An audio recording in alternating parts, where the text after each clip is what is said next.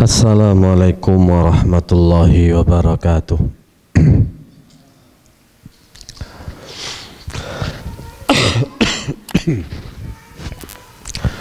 Innal hamdalillah nahmaduhu wa nasta'inuhu wa nastaghfiruh wa na'udzu billahi min syururi anfusina wa min sayyiati a'malina.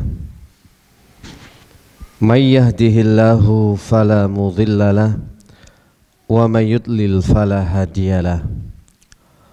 Asyhadu an la ilaha illallah wahdahu la syarikalah wa asyhadu anna Muhammadan abduhu wa rasuluh. Ya ayyuhalladzina amanu taqullaha haqqa tuqatih wa la tamutunna illa wa antum muslimun.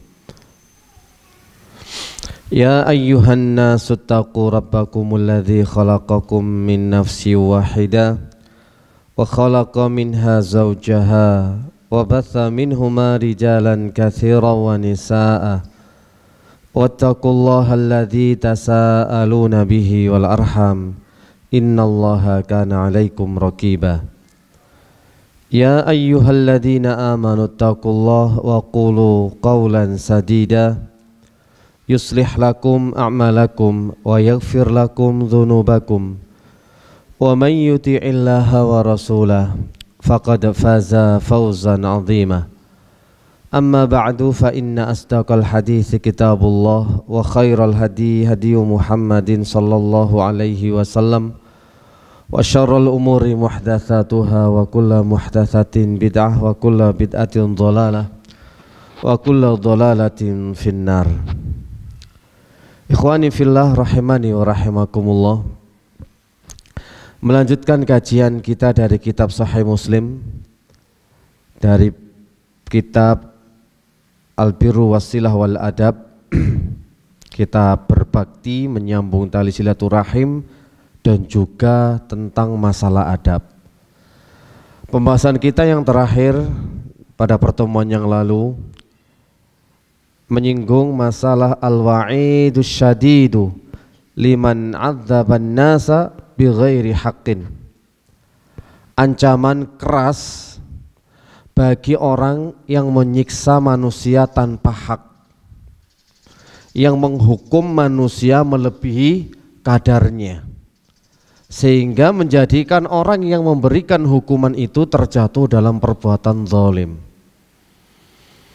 Bagaimanapun juga Islam mengajarkan kita untuk menjadi pribadi yang baik, pemaaf, sabar, bahkan berbuat baik kepada orang yang zalim sama kita. Namun di saat kita nanti ingin membalas atau ingin menghukum orang yang telah berbuat kesalahan, namun jika hukuman itu melebihi batas, maka menjadikan posisi kita menjadi posisi orang yang zalim, dan itu diancam keras di dalam syariat.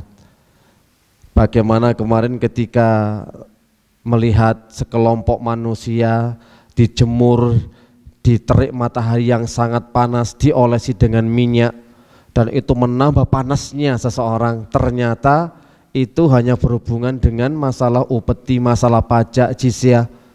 Maka kemudian salah seorang sahabat itu pun mendengar sabda Rasul alaihi salatu wasallam bahwa ancaman bagi orang yang melampaui batas dalam mengiqab ataupun menghukum orang lain. Oleh karenanya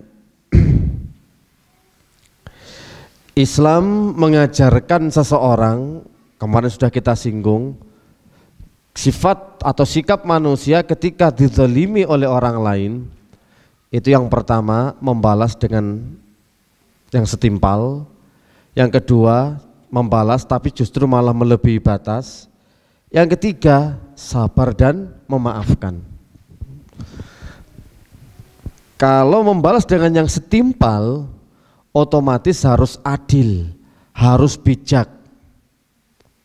Dan ini susah, berat. Bagaimana tolak ukurnya ketika seseorang ingin membalas yang sesuai, atau membalas tapi justru malah melebihi batas. Ini yang ditakutkan. Yang awalnya menjadi orang yang madlum, terzolimi, justru malah menjadi orang yang berbuat zalim. Atau pilih yang ketiga. Yang ketiga, dia harus sabar dan memaafkan dari gangguan orang lain atau dari orang yang salah dengan kita. Makanya butuh latihan untuk melatih kesabaran dan memiliki sifat pemaaf dari gangguan orang lain. Karena pada dasarnya dalam berinteraksi dengan orang lain, Pak, tidak selalu kita itu menemui karakter yang sesuai dengan kita. Ini perlu sangat diperhatikan supaya nilai persahabatan, persaudaraan ini bisa langgeng.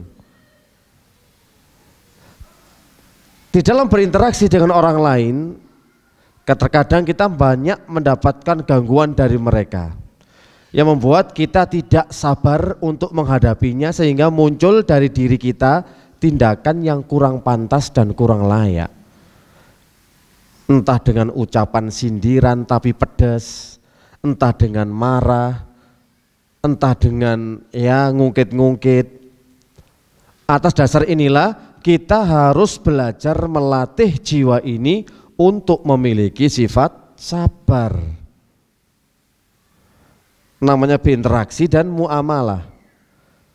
Oleh karenanya kata Syekh Ibnu Utsaimin rahimahullah dalam kitabnya Syarah Riyadhus Shalihin, barang siapa man yu'amilun nas, barang siapa yang ingin berinteraksi dengan manusia, maka dia harus memiliki karakter yang pertama sabar, yang kedua lapang dada, munsharihus sadar,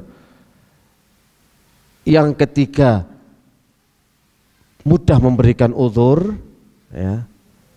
Jadi hal-hal semacam ini dan memaafkan. Ini adalah kiat-kiat dalam membina hubungan dan berinteraksi dengan sesama manusia. Harus banyak memberikan uzur dan legowo alias lapang dada. Karena pasti nanti di saat kita berinteraksi, berteman ya, kumpul sama teman, nanti terlihat kekurangannya, muncul terkuak aibnya, lalu kita tinggalkan dia, ganti lagi teman sama yang lain, terlihat lagi aibnya dan kita nggak setuju, nggak seneng, tinggalkan lagi. Kalau karakter kita seperti itu, selalu awas dengan aib orang lain dan kemudian langsung meninggalkan karena banyak kekurangannya, maka dijamin kita selamanya tidak akan punya banyak teman, kecuali hanya sedikit.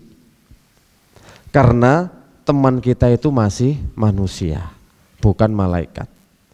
Pasti ada kekurangan, memiliki aib. Lah kalau kita berinteraksi nemu aib 1, 2, kemudian nggak mau temenan lagi, interaksi lagi, muamalah lagi, ketemu aib lagi yang lainnya, kemudian nggak mau lagi berteman lagi. Ini fatal, nggak bisa. Namanya berinteraksi, bersaudara, berteman, nih banyak legowo nih Pak, muka hati yang lapang dada sekali. Itu kunci kalau jenengan mau berinteraksi dengan manusia. Lah kalau nanti lihat, aduh ini salah, ini perbuatannya keliru, ini tidak ada contohnya, ini waduh, ini nanti kita sakit hati sendiri, nggak mungkin banyak teman, karena nggak bisa memahami. Jadi kan gini sekarang, tuntutannya kita itu sudah ngaji, kita itu nuntut ilmu. Tuntutan orang yang berilmu itu harus semakin banyak sabar, banyak memaklumi, banyak memberikan uzur. Yaitu gak enak orang ngaji itu ya, orang tambah ilmu. Jangan samakan dengan orang-orang umum yang mereka nggak ngerti, nggak paham. Lah kita kan sudah paham. diajar untuk memaafkan, diajari untuk sabar, diajari untuk lapang dada, diajari untuk memberikan nutur.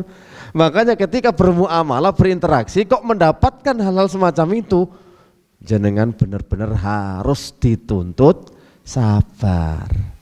Lah nek muring-muringan gak sabar, opo bedane ngaji ambek ora? Duwe ilmu ambek ora. Orang umum ngomongi syukur mengo, bebas. Jenengan ngaos, beda, nggak boleh. Orang umum keserempet titik ceritane wingi ya, ngamuk-ngamuk wajar, itu orang awam. Lah kita sudah tahu ilmunya sabar, dituntut lebih dituntut, lebih ditekan lagi.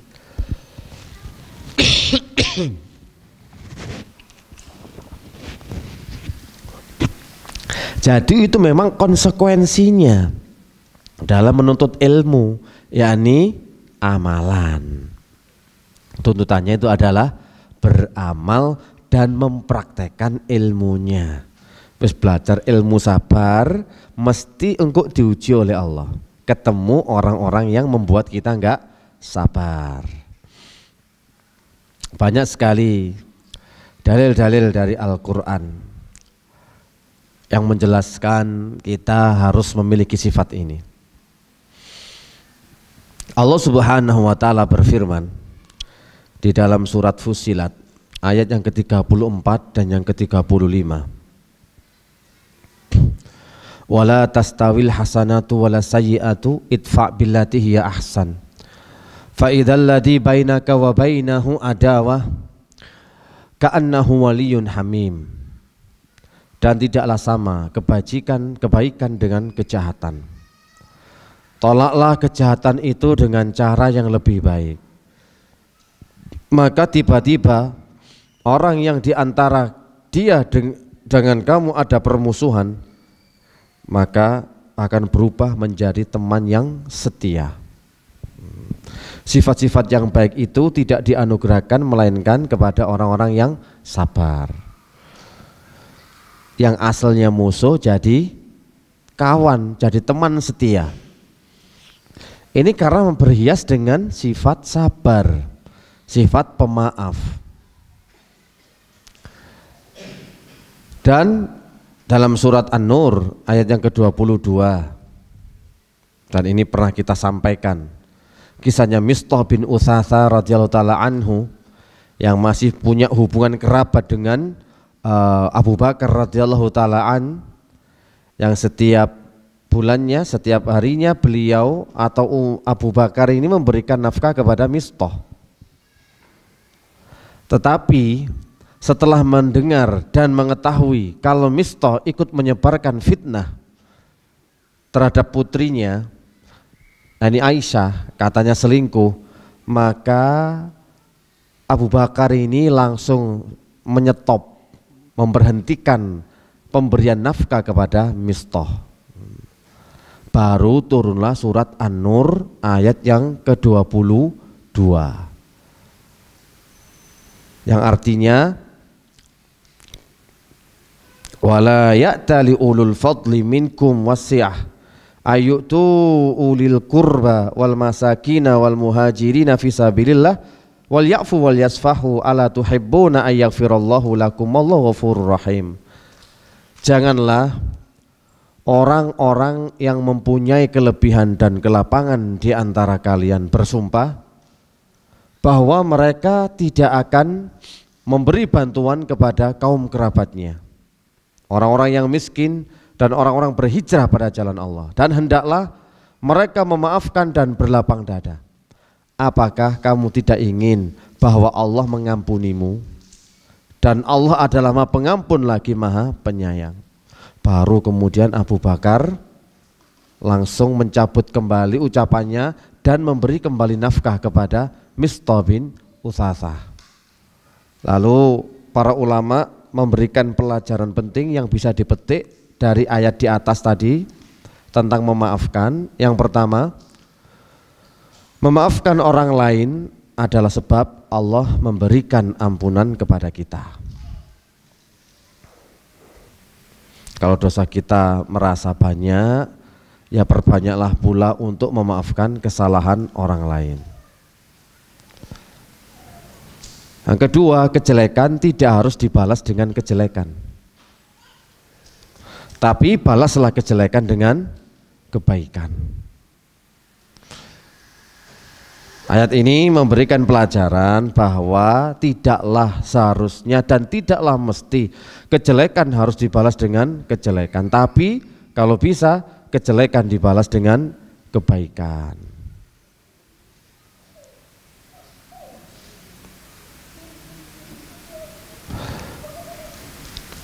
Dan di dalam hadis Rasulullah SAW ketika memberikan wasiat kepada Jabir bin Sulaim, wa in ru'um syatamaka wa ayyaraka bima ya'lam fika fala tu'ayyirhu bima ta'lamu fihi fa innama wabalu dzalika alaih. Jika ada orang menghinamu, mempermalukanmu, merendahkanmu dengan sesuatu yang dia ketahui pada dirimu, orang itu ngerti kekurangan kita, aib kita, lalu kita dintei, Pak, direndahkan, ya, pokoknya dihina, dipermalukan. Maka pesannya Rasulullah SAW, wasiatnya adalah fala tu'ayyirhu bima ta'lamu fihi. Jangan balas dengan sesuatu yang engkau mengetahui ada pada dirinya dengan cara menghina pula. Jangan dibalas. Kita tahu kan kartunya, ada orang nih jelekkan kita, dikatakan seginilah, begitulah, ini dan itu, dan kita tahu kartunya dia, kekurangannya, aibnya, sampai bentuk dosa kemaksiatannya, kita pegang nih kartunya. Dia cari gara-gara duluan. Nah, nek umpamane cara Jawa, ojo nyenggol aku ya, nyenggol aku delok dhewe. Ngoten lho, Pak. Jarane gak bahasa aku gak apa-apa, ente ku tak jarno. Berhubung otek-otek aku, ya wis, tak buka pisan rahasiamu. Wah, iki sing sering terjadi, Pak ya. Ketika kita dijelekkan, dipermalukan, dihina, direndahkan, kita bales karena kita tahu kartunya, kita tahu ngerti kepribadian dan sifat karakternya, kita obral bola. Kita sebutkan di hadapan orang lain, bahkan sebarkan di medsos, klarifikasi. Wah, di sini pakai akun YouTube, TikTok, FB semuanya ya, untuk mengetahui ternyata yang menyerang saya serang balik. Karena dia sudah memulai memojokkan saya, mempermalukan saya. Ganti sekarang di pojok no. Kalau kita mengikuti arahan, bimbingan dan nasihat Nabi, kita disuruh diem, nggak boleh balas, Pak. Berat toh. Katanya fa inna ma wabalu dzalika alaihi. Akibat buruk biarlah dia yang menanggungnya. Tapi biasanya gak lego, Pak. Ati loro. Ati loro. Soale napa? Sing ngilokno kene ro. Kita tuh tahu kekurangan dan aibnya. Mesti kok dalam batine ngoco, bro, kate ngelokno wong. Ngono ya. Ngoco dhisik. Aku ya sing ngerti paham. Mana jok otek-otek aku. Nek katik mulai ya wis, ayo wis perang. Sudah mengibarkan bendera peperangan. Wanita wis. Ki menungso. Jarene wis iki wis manusiawi, Ustaz, manusiawi. Nek digarai semut ya sesuai nyokot. Gak mungkin semut mek ngemut, gak mungkin, Pak ya. Nyokot. Iki sing diarai setane pinter ngumuk-ngumuki. Ketika orang lain sudah menghina kita dengan model apapun, mereka tahu digoleki kekurangan kita memang. Digoleki nang kene diungkapno, tret. Jenengan gak usah bales, gak usah repot. Juwarno ae. Engko balesane ana dhewe. Mesti wong model kayak ini iki, Pak. Pemane wong dolim. Nah, jadi Allah itu pasti akan menyegerakan balasan bagi orang yang berbuat dolim dan memutus silaturahim sebelum dia mendapatkan balasan hukuman di akhirat. Di dunia disegerakan dulu. Nah, bagi orang yang sudah dijelekkan semacam ini, direndahkan, sudah harus diem, sabar. Kalau memang mampu ya, yes maaf no. Tapi itu abot, berat. Ngaji ini memaafkan sabar itu berat. Sampai kita tuh punya kasus pasien ini jine kan Pak. Jine itu berontak. Ketika dia marah, kita katakan sabar. Kita katakan sabar Pak, sepuron. Jari jine ini Pak. Ustadz Abu iki tak delok-delok koyo Ustadz Yusuf Mansur. Nek Ustadz Yusuf Mansur iku sedekah.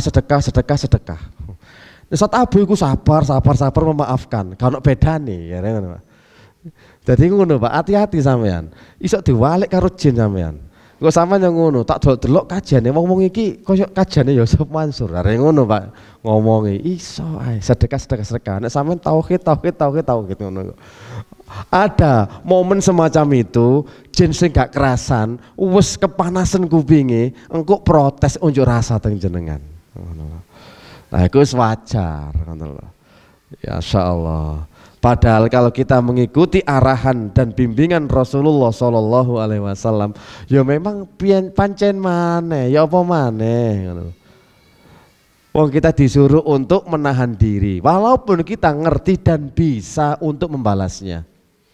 Kita mampu untuk mencari data-data mereka, mampu data-data orang itu yang menjelekkan kita.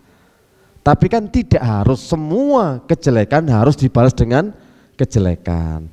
Yang lihat momen ya, lihat situasi dan kondisi, lihat mafsadah dan maslahat.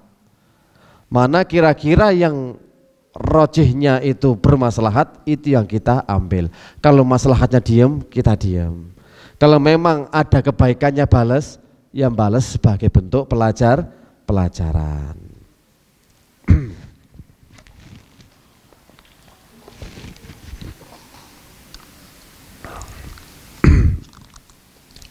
Oleh karenanya Syekhul Islam Ibnu Taimiyah memberikan beberapa terapi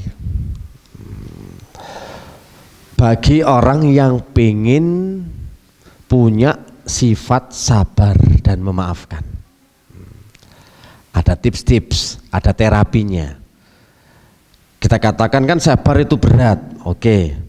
Tapi ada terapi yang bisa menyebabkan kita meraih hal tersebut.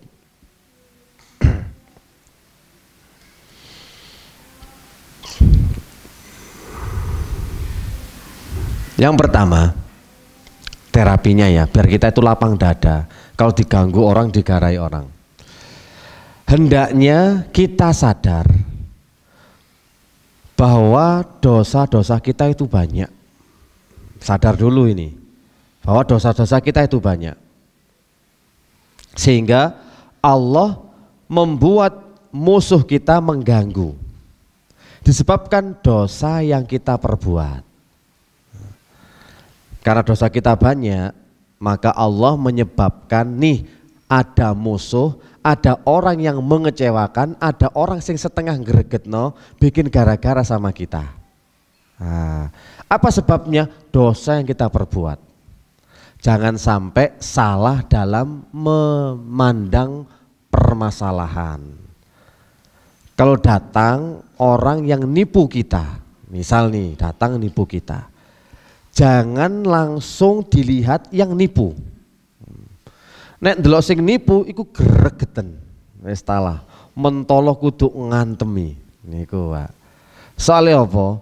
Duit dilumpukno gara titik, wis nglumpuk kok ditipu. Mewangkel pasti. Tapi kalau sudut pandangnya yang diberikan oleh Syekhul Islam Ibnu Taimiyah, katanya hendaknya seseorang menyadari akan dosa-dosanya. Karena sesungguhnya Allah membuat musuh mengganggumu itu disebabkan dosa yang kalian perbuat. Kenapa ada musuh berani menghina kita, meremehkan kita, mempermalukan kita? Itu salah satu sebabnya karena ada dosa dan maksiat. Sebagaimana firman Allah Subhanahu wa taala dalam surat Asy-Syura ayat yang ke-30. Ma asabakum mim musibatin fabima kasabat aidikum wa ya'fu an katsir. Dan musibah apapun yang menimpa kepada kalian, maka itu disebabkan karena perbuatan kalian sendiri. Hanya saja Allah banyak memberikan maaf kepada kita. Yes. Musibah, ujian, bentuk apapun itu yang menimpa kepada kita, itu ternyata disebabkan dari perbuatan kita. Maka apabila seorang hamba telah menyadari bahwa dosa-dosanya adalah penyebab semua perkara yang dia benci menimpa kepada dirinya, maka dia pun akan menyibukkan diri untuk bertaubat kepada Allah Subhanahu wa ta'ala untuk meminta ampun atas dosa-dosanya yang menjadi penyebab gangguan mereka kepada dirinya. Sibuk tobat, bukan sibuk kepada orang lain. Jadi kayak ini kita, sekarang ini ya, ini kita ini masalah Pak, nah, ini kita ini masalah. Nah, dan di sini di atas ini Allah. Yang kita pikirkan, yang kita fokuskan masalah ini terus saja. Kenapa saya ini kok didolimi? Kenapa dia nakal curang sama saya? Gitu. Nek mikir ngene iki Pak tambah loro ati, ngenes, kepikiran terus. Kudu bales saya. Tapi kalau dia faham, oh iya sih, langsung nang Allah. Dosaku nang Allah ki akeh. Ngono ya. Nek aku sadar, faham, istighfar, banyak tobat, maka insya Allah Allah akan menjadikan musuhnya juga diangkat. Lah orang-orang rata-rata cuma ini tok, ini saja yang dipikir. Jadi malah nggak dapat solusi. Harusnya ke atas dulu kepada Allah. Oh iya, kan dosaku akeh. Yang menyebabkan Allah nih menurunkan orang, mengirimkan orang yang menjadikan saya terdolimi. Itu disebabkan karena dosa. Sudah sibuklah dia untuk memohon ampun dan bertobat kepada Allah. Kalau sudah bersih antara dia dengan Allah dan Allah ridho, maka orang yang berbuat dolim ini juga akan disingkirkan oleh Allah Subhanahu wa ta'ala. Kok gak masuk akal ya? Kok gak masuk akal. Tapi ngunu terapine Syekhul Islam Ibnu Taimiyah, kari percaya yakin apa ora. Loh, Allah kuwi molak-malik ati ya, Pak. Allah itu yang menyingkirkan dan menghentikan. Moro-moro mandek gak tahu dolim ngono ae. Wis mbon nanti wonge moro ilang ngono. Sapa moro-moro bekne langsung mati. Loh, mata semerap sampean. Loh niki enggak ada nek contoh-contoh kuno kuwata fakta di lapangan. Karena kita langsung terjun ke faktanya, yakni dunia ruqyah. Nek wong iki golek sapa sing nyihir, loro kuwabe gak enak. Gopong golek sapa sing nyuruh tak dudono aku, tak bales tambah gak waras-waras. Tapi kalau dia sibuk untuk mencari celah, kenapa setan itu bisa masuk? Dan akhirnya dia akan bertobat, menutup pintunya, kesembuhan akan datang dan tukang sihir loro kabeh. Otomatis nih Pak. Ngoten to. Jadi ana apa-apa iku aja ndelok nek ngarani aja ndelok lalate. Lalat wong elek iku terus ana ae. Tapi lihat sampah. Selagi masih ada sampah, lalat itu pasti ngerubung. Selama ada dosa dan maksiat, ujian musibah juga akan turun. Bersihkan dulu Pak, sampai kotoran-kotoran hati. Lah baru kok aman jenengan, ujiannya gampang diangkat. Lah gara-gara tipenya ini orang itu langsung mikir aja sama orang yang dolim sama dia, nggak ketemu, langsung hubungan itu nang Allah. Karena Allah punya memberikan izin kepada makhluk untuk bisa berbuat dolim sama kita. Yang menggerakkan siapa? Allah. Nah, gitu. Yang gerakkan orang itu datang sama kita lalu nempeleng kita dawel. Ya wis, berarti aku duwe dosa. Mungkin biyen tau nempiling uang, ngoten lho Pak. Nom-nomane kan jagoan. Mokok nopo ngelirik, lha apa ndolake cak sikatel, ngono lho Pak. No, akhirnya dibalas pas tuweke, Pak. Moro dihantem wong yo jok emosi, langsung koreksi diri. Mungkin aben tau misui wong ya ngono lho. Jadi hal itu wis mesti balesane. Nah, kalau kita sudah sadar, paham dan tobat, insya Allah diangkat Pak, ujian ini diangkat. Bener-bener. Ada orang itu bener-bener pusing mikiri karena dia didolimi terus. Didolimi. Jadi ada kasus seorang ibu-ibu rumah tangga gitu ya, dicintai oleh seorang dukun supranatural, dan dia terus ngejar sama dia sampai dia nggak bisa lepas. Cuma orang ini, perempuan yang diganggu ini Pak, pasrai dukur tawakali luar biasa. Sekarang ilmu penting golek hubungan dengan Allah. Ya Allah, saya nggak tahu harus apa lagi yang saya lakukan. Saya tahu ini salah, tapi saya berharap kepada Engkau ya Allah. Saya nggak kuasa apa-apa. Nek gak ero moro-moro mati kena COVID. Ternyata walaupun supranatural dukun gak mempan, tembus COVID Pak. Bekne menter kebal ya. Kena COVID mati. Padahal dukun sakti loh Pak. Supranatural, ternyata kena COVID yo mencret. Tadi kan orang sakti kena COVID ini Pak ya. Hati-hati. Nah itu juga nggak tahu kok tiba-tiba Allah mentakdirkan seseorang yang dolim ini ternyata kena COVID dan meninggal dunia. Masya Allah, sujud syukur perempuan yang diganggu tadi. Luar biasa. Karena apa? Dia sibuk ibadah kepada Allah, memperbaiki diri. Dan nanti Allah biarkan Allah yang ngatur. Loh, yang punya skenario sutradaranya adalah Allah. Seperti ide karo Allah wis diatur dewe Pak, aman. Oh iki dolim. Dan Allah nggak pernah menyelisih janjinya. Orang dolim ini pasti dibales. Sebelum di akhirat nang dunya disegerakan, dibales. Apalagi posisi Anda ketika terdolimi sebagai orang yang matlum, memang mazlum, terdolimi, doa-doa nih biasa yang mustajabah.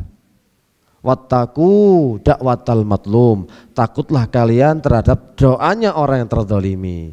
Fa innahu laisa bainahu wa bainallahi hijabun, karena tidak ada batasan antara dia dengan Allah langsung. Nah, jenengan nggih ngoten wis talah. Kalau kita melihat seorang hamba yang mencela manusia, mencela kita karena telah mengganggu kita, nah, dan dia tidak mau melihat bahwa dirinya memang layak untuk dicela, meminta ampun kepada Allah, maka musibah yang menimpanya adalah musibah yang hakiki, musibah yang sebenar-benarnya, musibah. Kalau ada orang mencela kita Pak ya, mengganggu kita, dan kita melihat oh memang layak, pantas karena saya berbuat dosa dan dolim, itu selamat, musibah itu akan terangkat. Tapi kalau ada yang menyepelehkan kita, merendahkan kita, lalu kita melihat diri kita itu tidak layak untuk dicela karena sempurna, wis apik, loh justru itu musibah asli, musibah hakiki, kata Syekhul Islam Ibnu Taimiyah. Makanya hati-hati dalam menyikapi. Bisa. Iya barusan adzan, isa dah. Oke. Jadi poin pentingnya adalah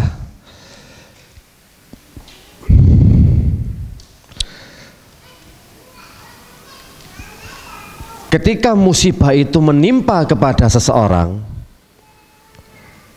lalu dia bertobat dan memohon ampun kepada Allah dan mengatakan ini semua adalah disebabkan dosa-dosaku, maka musibah yang menimpanya akan berubah menjadi nikmat. Ngoten Pak. Prinsipnya kalau kita diuji, dapat musibah, lalu kita berkata dalam diri kita ini semua disebabkan karena dosa-dosaku, maka musibah itu akan berubah menjadi nikmat. Tapi kalau dikasih ujian, nggak sadar, nggak paham, dan menyatakan orang lain itu yang salah, ngotot pokoknya wis gak iso, salah. Maka itulah musibah yang hakiki. Tinggal milih saja. Milih yang pertama atau milih yang kedua. Ujian musibah itu kan banyak toh Pak. Ada yang mencela kita, merendahkan kita, atau uang kita hilang, atau kecelakaan. Langsung sadar, oh ini adalah sebab-sebab dosaku. Wis aman. Pasti Allah akan memberikan ketenangan dalam hatinya dan akan merubah musibah itu menjadi nikmat secara bertahap dan berproses. Tapi kalau dia nggak sadar, nggak paham, justru jadi malah musibah yang hakiki. Ali bin Abi Thalib mengatakan, "Ma nazala bala'un illa bidzambin, wala rufi'a illa bitaubah." Tidaklah musibah, malapetaka, bala itu ya malapetaka, musibah, tidaklah turun melainkan disebabkan oleh dosa. Dan tidaklah malapetaka itu diangkat oleh Allah melainkan dengan taubat. Ini prinsip dasarnya yang dijelaskan oleh Ali bin Abi Thalib. Musibah apa wae kok menimpa kepada kita, oh penyebabnya itu adalah dosa. Dan musibah itu bisa terangkat dengan taubat, istighfar. Lah cuma kadang-kadang Pak, nek kena masalah problem ilmu iku ilang. Ilmu ngene iki wis lali. Moro-moro onoke ya wis pokoke musibah wis gak trimo ngono ae. Kalau lewat orang lain loh. Nah, kalau misalkan kecelakaan atau mungkin sakit jesok nerimo. Tapi kalau berhubungan dengan manusia, berinteraksi, lali, lupa kalau itu semua memang juga dari Allah. Cuma lewat perantara manusia yang lain. Kata Ali bin Abi Thalib yang lainnya juga, la yarjuna abdun illa rabbahu wa la takhafuna abdun illa dzambah. Janganlah seorang hamba itu berharap kecuali kepada Robnya, dan janganlah seorang hamba itu takut melainkan kepada dosanya. Sebab efek akibatnya bukan hanya saat itu juga, tapi bisa nanti dan nanti. Kata para ulama aja dulu pas bikin dosa ternyata 40 tahun baru dapat balesannya. Lakukan dosa itu diintai Pak. Cara balesannya adalah dengan dikasih musibah biar gugur gitu loh. Makanya janganlah seorang hamba itu takut melainkan kepada dosanya sendiri. Karena efek akibatnya itu akan terus sampai Allah menjadikan dia enggak punya dosa. Ma yazalul bala yusibul mu'min wal mu'minah. Tidak ma yazalul bala, senantiasa malapetaka, ujian, musibah itu datang silih berganti kepada laki-laki mukmin dan mukminah, perempuan yang beriman. Sampai nanti hatta yalqallah, bertemu dengan Allah, wa ma'alaihi khati'ah, sudah bersih, enggak ada dosa. Itu konsekuensinya kalau kita jadi orang iman, pasti ujian akan datang silih berganti sampai dosa-dosa kita habis. Tujuannya apa? Untuk menghabiskan dosa. Sebab kita dulu masih jahil, masih ngerti ilmu, belum ngerti kajian sunnah. Loh, iki memang dosa, memang dulu Pak jahil, tapi kan sudah dilakukan. Lah kalau sudah dilakukan, ono akibate. Lah akibate timbangane engko disiksa nang akhirat, disegerakan oleh Allah di dunia. Sudah ada efeknya Pak. Jadi jangan tenang-tenang loh ya nanti ya. Nek sampean biyen tau nglakoni salah, keliru karena jahil, bodoh dan yang lainnya, wis aku tobat, wis aku ngaji, terus beres ngoten? Mboten beres Pak. Wis kadung ketulis sampean niku dosa, wis mesti ono catetane balesane ki lho nang akhirat jange. Iki lho nang dunyane. Ternyata jenengan sadar, tobat, oke, nang akhirate dibusa. Nang dunyane dilunturno dengan ujian dan musibah. Ngoten lho Pak, ceritane ngoten, tak ceritani sampean. Tak ceritane kudu ya siap-siap. dosa kadung kelakon ya, yang sudah dilakukan lho engko tetep ono balesane, tapi nggak ada titik Pak, langsung brek. Nggak ada titik sampai entek dosane iku mang hukumane. Tapi nang akhirat wis dilangi. Apa milih nglakoni dosa nglakoni elek ngono ya. Terus nang akhirat wis disiapno. Balesan disiapno. Gak dikei balesan nang dunya, tapi nang akhirat tambah numpuk. Tah aduk ini ki wau. Nang dunya gak apa titik ngono. Tapi nang akhirat kok kosong. Ini ku mukmin. Nah, jadi bentuk kelalaiannya, kezalimannya, kealpaannya, dosa, semuanya itu disegerakan balasannya di dunia. Daripada akhirat beratnya sangat bertumpuk-tumpuk. Itu sangat berat sekali. Istimewanya di situ.